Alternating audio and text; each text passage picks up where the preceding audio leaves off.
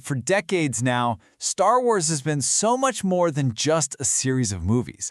It's become this global phenomenon, a modern myth that has completely captured our imaginations. But what is the secret? What's the magic behind it all? In this explainer, we're going to pull back the curtain and look at the hidden blueprint that makes a galaxy far, far away feel so incredibly close to home. So, what's the deal? How can a story from 1977, one with laser swords and talking Wookiees and planet-destroying space stations, still feel so deep, so timeless?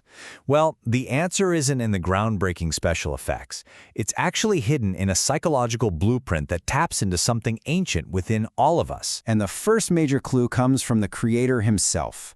George Lucas wasn't just making it up as he went along. He was actually very consciously working from a plan. As he said himself, he wasn't trying to create a new myth. He was telling old myths in a new way. He was basically a translator, bringing something ancient into the modern world. Okay, so what was this secret blueprint? It was built on the work of two absolute intellectual giants. First, the mythologist Joseph Campbell, who spent his life studying the patterns that connect all the world's myths. And second, the psychiatrist Carl Jung, who dove deep into the universal structures of the human mind itself. So let's start with Joseph Campbell and his big idea, the hero's journey. After Lucas read Campbell's masterpiece, The Hero with 1,000 Faces, he had this light bulb moment.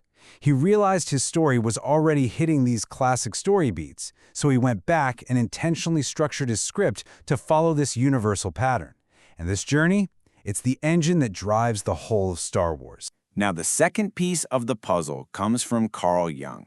Jung had this theory that all of us share what he called a collective unconscious. It's like a psychic inheritance, a shared pool of memories and symbols. And in that pool are what he called archetypes. Think of them as the pre-installed software of the human mind. The hero, the mentor, the shadow. These characters feel so familiar because, in a way, they're already inside us. So, you have these two huge ideas, the hero's journey and these union archetypes. But how do they actually, work in the story? This is where it gets absolutely fascinating. We can use them like a lens to understand the biggest conflict in the entire saga, the opposite paths taken by Luke Skywalker and his father Anakin. Luke's story is the hero's journey, almost to a T. He follows the path perfectly.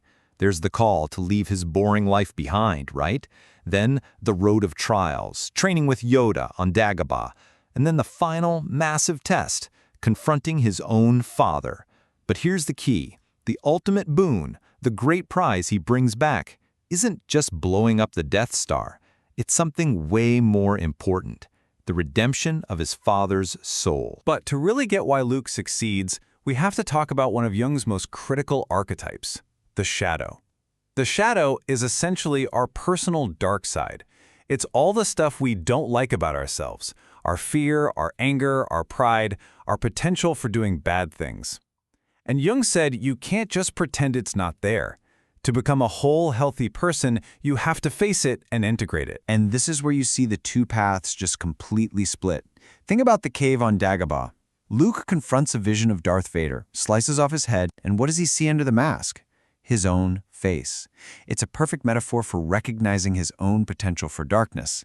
Anakin, on the other hand, never does this. His fear of loss, his anger, his pride, it all just festers. He doesn't confront his shadow, he basically makes a deal with it. This is the key. When Luke is on the second Death Star and he refuses to kill Vader, he's not denying that darkness inside him. He's looking right at it, acknowledging it. Yes, I could become you, and then consciously choosing a different path. He integrates the lesson. Anakin's story is the ultimate cautionary tale of what happens when you fail to do that inner work. He gets completely swallowed up, and his shadow becomes his whole identity. Darth Vader. And what's so brilliant is that this archetypal blueprint doesn't stop with the Skywalkers. Oh no, the entire galaxy is filled with these ancient character types, and that's exactly what makes the universe feel so rich, so real, and so complete. I mean, just look at the cast. It's a masterclass in archetypes. You've got Obi-Wan and Yoda, who are the perfect mentors, the wise old men who give the hero the tools and wisdom he needs. You've got Han Solo, the classic rogue or scoundrel, the cynic who eventually finds a cause worth fighting for. And on the flip side, Emperor Palpatine isn't just some bad guy, he's the ultimate shadow, the personification of corruption who preys on the hero's fears. And fun fact, Lucas himself said Leia was the real hero of the first movie, the one actually driving the plot. Every single one has a part to play. Okay, but all of this brings us to the final and maybe the most profound piece of the entire puzzle. What about the Force? It's not just some kind of space magic, no, it's the ultimate psychological metaphor that holds everything together. To really understand the Force, you have to understand Jung's ultimate archetype, the self. Now, the self is not your ego. It's the total you. It's the center of your entire psyche. And its whole goal is to create balance and wholeness by bringing together all the different parts of you, especially the light and the dark. Do you see it now? The entire prophecy that the whole saga hinges on to bring balance to the Force is a massive, powerful metaphor for this deep, internal psychological journey. It's the quest for inner balance. It's the quest to become a whole, integrated person by realizing the self. So when you look at it this way, the Jedi, at their best, are striving for that harmony and balance. They're on the path of the integrated self. And the Sith, they represent the total opposite. They seek domination and control through raw power. They represent an ego that's been completely taken over and consumed by its own unacknowledged shadow. The galactic civil war is really a battle for the soul. So, in the end, the reason we still love Star Wars, the reason it resonates so deeply, is because it holds up a mirror to our own minds. It uses the epic language of myth and the spectacle of a space opera to tell a deeply personal, deeply human story about our own struggles, our own inner conflicts, our potential for good and for evil, and the long, hard journey to becoming whole. And that leaves us with one final big question to think about.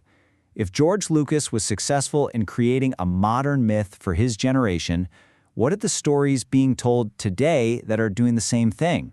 What new myths, new heroes, and new villains are shaping our collective unconscious right now?